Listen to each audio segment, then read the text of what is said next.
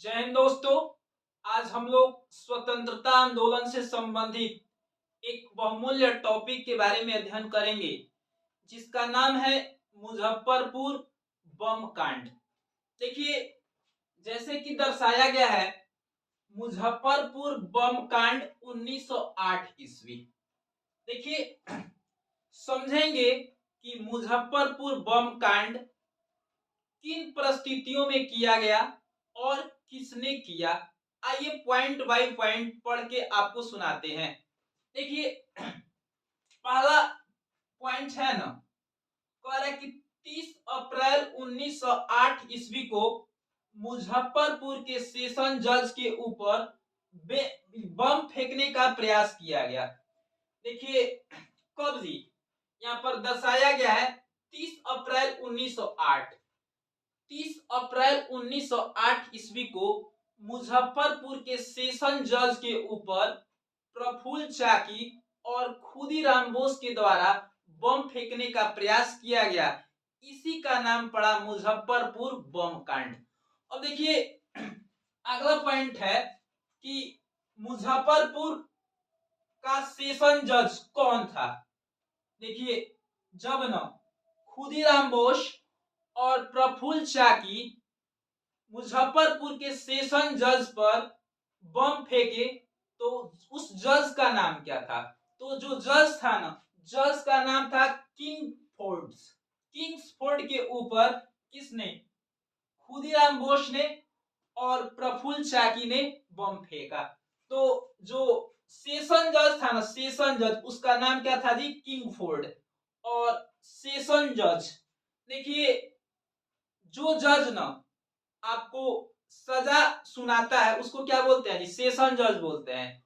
और जो जज आपको फाइन सुनाता है, जुर्माना सुनाता है, उसको क्या बोलते हैं? सिविल जज बोलते हैं। तो ये जो किंग्सफोर्ड था ना, मुजफ्फरपुर का क्या था जी? सेशन जज था। और इसी के ऊपर, किंग्सफोर्ड के ऊपर, भारत के दो क्रांतिकारी खुदीराम बोस और प्रफुल्ल चाकी ने बम फेंकने का प्रयास किया, बम फेंका भी। और इसी घटना का नाम क्या दिया गया जी? मुजफ्फरपुर बम कांड। ये हुआ कब है? 1908 ईस्वी में।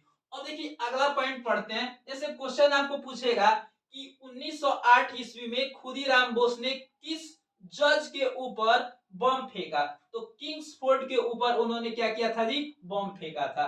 अब देखिए, आगे कह रहा है कि किंग्सफोर्ड की पत्नी का नाम कनेडी था। देखिए, किंग्सफोर्ड की पत्नी का नाम कनेडी था। कनेडी का जिक्र इसलिए आया ना कि जब प्रफुल्ल चाकी और खुदीराम बोस मारने का प्लानिंग किए, किसको? ये आपको जज किंग्सफोर्ड को। और प्लानिंग के तहत एक पेड़ पर ये लोग चढ़ गए थे और इंतजार कर रहे थे कि कब किंग्सफोर्ड आएगा कि उसके ऊपर बम फेंकेंगे। लेकिन सूचना अधूरी मिलने के कारण ये लोग किंग्सफोर्ड के गाड़ी के ऊपर बम न फेंकने के वजह फेंक दिए। किसके ऊपर जी? ये इसकी पत्नी की गाड़ी पर क्या फेंक दिए जी? बम फेंक दिए, जिसके कारण इसकी पत्नी का मौत हो गया। तो कनेडी का नाम इसलिए आ जाता है कि मारने की प्लानिंग जो थी ना, किसकी थी जी? किंग्सफोर्ड की। मतलब किंग्सफोर्ड के ऊपर बम फेंकना था, लेकिन गलती से उसके पत्नी के ऊपर बम फेंक दिया गया, जिसके कारण उसकी पत्नी की मौत हो गई। तो इसका भी नाम दर्ज हो जाता है। तो क्वेश्चन पूछेगा कि किंग्सफोर्ड की पत्नी का नाम क्या था? तो कनेडी था। अब देखिए, अगला पॉइंट है, कह रहा है कि मुजफ्फरपुर बम कांड घटना का अंजाम किसने दिया? कई बार क्वेश्चन ये पूछता है कि मुजफ्फरपुर बम हत्याकांड का अंजाम कौन दिया? तो दो व्यक्ति हैं जी, इस घटना के अंजाम देने वाले दो व्यक्ति हैं। एक है आपको कौन? खुदीराम बोस। और दूसरे कौन है जी? प्रफुल्ल चाकी। तो क्वेश्चन पूछेगा कि मुजफ्फरपुर बम कांड का अंजाम किसने दिया? तो खुदीराम बोस एवं कौन? प्रफुल्ल चाकी। खुदीराम बोस के नाम मित्र थे कौन? प्रफुल्ल चाकी।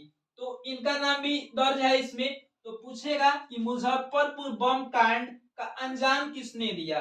तो जो इस घटना का अंजाम था, खुदीराम बोस एवं प्रफुल्ल चाकी ने दिया है। देखिए, अगला पॉइंट हमारा है, कह रहा है कि मुजफ्फरपुर बम कांड के आरोप में खुदीराम बोस को फांसी की सजा दी गई। देखिए ये आपको क्वेश्चन बिहार पुलिस में भी एक बार रिपीट किया है, रेलवे में 2 से 3 बार ये क्वेश्चन रिपीट किया है कि खुदीराम बोस को किस जुर्म में फांसी की सजा दी गई। तो खुदीराम बोस को ये किंग्सफोर्ड हत्या के आरोप में फांसी की सजा दी गई है, क्योंकि उनके ऊपर इन्होंने क्या किया था जी, बम फेंका था। तो ये एक प्रश्न बनता है कि मुजफ्फरपुर बम कांड के आरोप में खुदीराम बोस को फांसी की सजा दी गई। किस आरोप में जी, तो मुजफ्फरपुर बम कांड के आरोप में खुदीराम बोस को फांसी की सजा दी गई है। अगला पॉइंट है ये, इस घटना के बाद प्रफुल्ल चाकी ने आत्महत्या कर ली। देखिए मुजफ्फरपुर बम कांड है ना, जब ये लोग क्या किए ना, किस पर, किंग्सफोर्ड के ऊपर बम फेंके और बम किंग्सफोर्ड के ऊपर न गिर के किसके ऊपर गिरा थे, किसके गाड़ी के ऊपर गिरा, तो कनेडी के ऊपर। और कनेडी कौन थी, किंग्सफोर्ड की पत्नी थी। और इस घटना के दौरान कनेडी की मौत हो गई।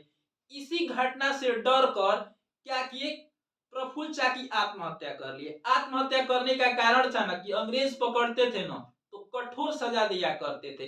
इसी की वजह से डर कर उन्होंने क्या कर लिया जी, अपने हाथ से स्वयं को गोली मार ली और आत्महत्या कर ली। तो एक प्रश्न ये बनता है कि मुजफ्फरपुर घटना जो हुई, इस घटना के डरने के बाद प्रफुल्ल चाकी ने क्या कर ली जी, आत्महत्या कर ली। क्वेश्चन पूछता है कि मुजफ्फरपुर बम कांड के बाद कौन से भारतीय क्रांतिकारी ने डर कर आत्महत्या कर ली, तो कौन है जी, प्रफुल्ल चाकी। प्रफुल्ल चाकी कौन थे, तो खुदीराम बोस के मित्र थे।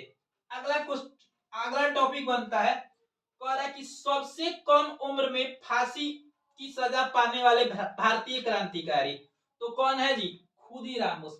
देखिए कई बार क्वेश्चन ये पूछा है कि सबसे कम उम्र में फांसी की सजा पाने वाले भारतीय क्रांतिकारी, तो सबसे कम उम्र में फांसी की सजा पाने वाले भारतीय क्रांतिकारी कौन है जी, खुदीराम बोस। इनको सिर्फ 18 वर्ष की आयु में ही फांसी की सजा दे दी गई थी। तो सबसे कम उम्र में फांसी की सजा पाने वाले भारतीय क्रांतिकारी कौन है जी, खुदीराम बोस। देखिए अगला पॉइंट है, कह रहा है कि 11 अगस्त 1908 ईस्वी को खुदीराम बोस को फांसी की सजा दी गई। देखिए घटना का अंजाम दिए थे ये लोग 30 अप्रैल 1908 ईस्वी को और फांसी की सजा दी गई है 11 अगस्त 1908 ईस्वी को। यानी खुदीराम बोस के ऊपर मुकदमा चला और मुकदमे के दौरान इनको फांसी की सजा दी गई। तो फांसी की सजा जो दी गई है ना, आपको दी गई है 11 अगस्त 1908 ईस्वी को।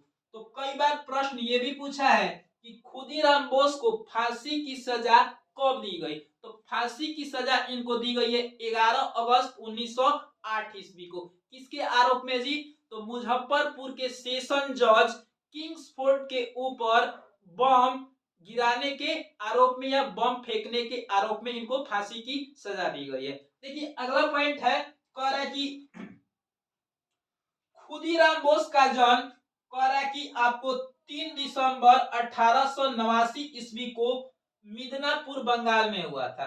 देखिए जो खुदीराम बोस का जन्म है ना, आपको कब हुआ था जी, 3 दिसंबर 1889 ईस्वी को मिदनापुर बंगाल। कहां पे जी, मिदनापुर बंगाल में इनका जन्म हुआ था। तो हमारी वीडियो आज यहीं पे समाप्त होती है और यदि हमारी वीडियो आपको पसंद आई होगी तो प्लीज आप हमारे वीडियो को लाइक करें, वीडियो पे कमेंट करें, सब्सक्राइब करें। मिलते हैं अगले वीडियो में, तब तक के लिए जय हिंद।